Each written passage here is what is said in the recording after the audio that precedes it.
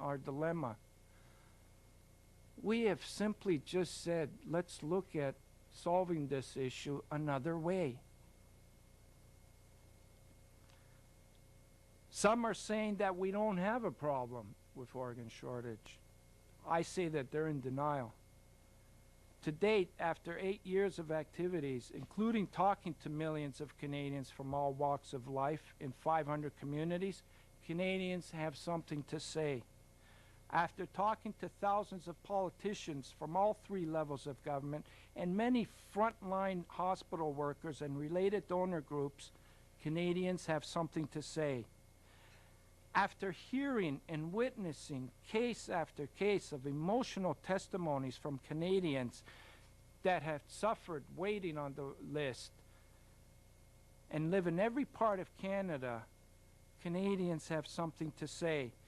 Mr. Kormos is the first politician to have drafted an opt-out bill. Its first reading was passed in November 2004. We want to create a level playing field for Mr. Kormos because that presently doesn't exist. And then Ontarians will have a say. Thousands of volunteers across Canada will be paired to help us in this 2-year initiative, including some that are in the audience today. NeighborNet has contributed a marvelous site that will be our home for the next 2 years. And we're going to follow this press conference by showing a presentation of our new website in committee room number 2. And with that, the final words that I want to say is to our government and to Canadians, do we want to solve this issue or don't we? Because it's solvable. And with that, I'll pass the floor to Tony Bolo. Thank you, George. Clearly the task is large. Our role in this is small but hopefully meaningful.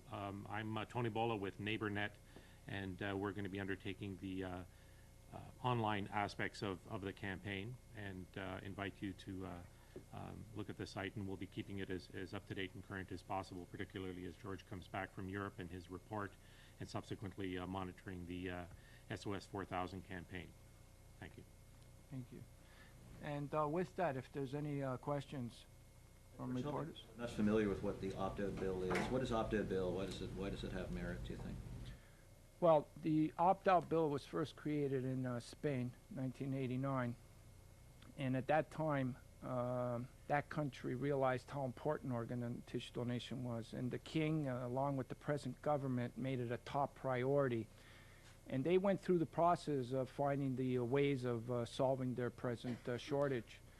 And after doing a consensus in their country, the most effective way to maximize the potential available organs, a law was passed called opt-out, where everybody becomes registered already as an organ donor, but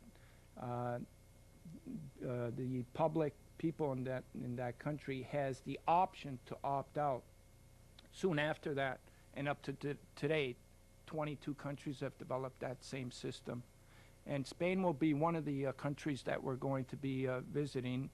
And, you know, they're going to sort of show us how they did it, you know, what the challenges were, where the support was. And we feel that that system will work here, and we feel that Canadians will support it because we've talked to millions of Canadians already. Basically, everyone's an organ donor unless they say they specifically don't. Kind of a negative option. Yes. Negative option. We try not to use negative words with that. Sorry. That's okay. Is there not a human rights issue with that, though? The people, you know, people's bodies are their bodies. During the time I'm in Europe, those questions were raised in Europe as well. I'm going to get a lot of information how most of those questions were answered or how they reacted, and there's more than one ministry that's going to be involved with this because there's also the legal ramifications in developing such a law. So the report that I'm bringing back will answer. But how do you answer that question in the Canadian context if somebody raises the issue of, you know, I want the choice to to be able to say I'm an organ donor, not to have it imposed on me and have to do the negative. Correct. Well, I did have lots of questions like that along the way while I was on the road. Basically, what we need to do is talk to Canadians about, first of all, you know, where our situation is with organ and tissue donations and the shortage. And if somebody would ask me that question, I would say presently, under our present system, our decision isn't legal binding. So if there's any case for a charter of rights, it's in our present system. We have rights to donate or to, you know, wherever our houses and finances go, we got legal documents. But we have no rights over our organs. It takes one family member, and it could be even a distant relative, to veto your decision. So when we talk about charter of rights, let's look at our present system. There's no rights whatsoever with our organs. So if it did come to a question of Canadians not feeling comfortable, we need to look at the whole picture here. There's 4,000 Canadians right now that need these precious organs to live. And from most of the Canadians that I talk to from coast to coast are in favor of the most effective system that's going to work, where there's no shortcomings. So we say, let's maximize our potential. Let's maximize the potential of saving people. And that is the most effective way that's been proven in these countries. And that's why we want Canadians to have a voice. We're going to have Canadians decide on which system should be used. Now have the opt-out. Which countries? Yeah. Most of them are European countries. Recently, Brazil was one of the first Latin countries that adopted this law. And there's also another country, I think it's Singapore, Spain, Portugal, Greece, Denmark, Italy, Switzerland. Should have had the list with me, but there's 22 in total. Sorry, they all have the Opt out. Yeah. Yes, they do. Obstacle. I mean, I saw you in Moncton. You were there, and you've gone right across with Christopher. What is it that's holding all this back? It's a mindset, I think. You know,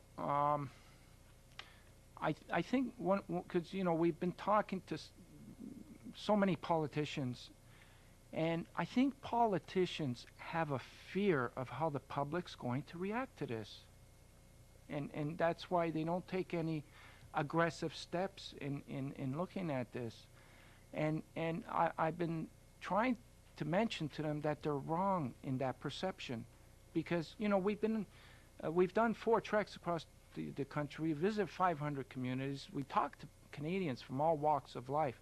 They don't have a problem in looking at this alternative.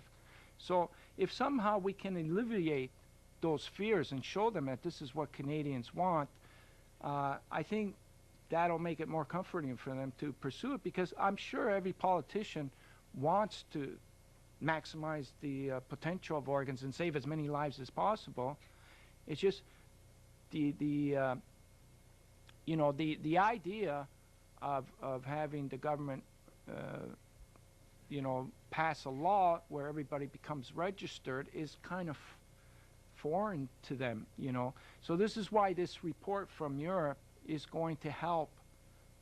They'll be able to see, because all the questions that were being asked by politicians and Canadians, they've answered those questions already. So we're going to come back with a lot of good information that will be very helpful. How invasive would this system be? For example, the person that you got the liver from saved 5 lives.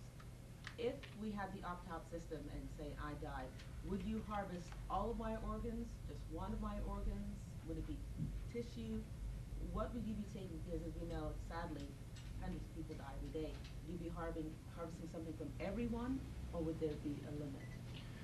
And that's a good question too, and that would depend on the particulars of the law that was passed here, because every country has an opt-out, but it's different in their countries on how they do it. Like for instance, Austria has what we call a hard opt-out.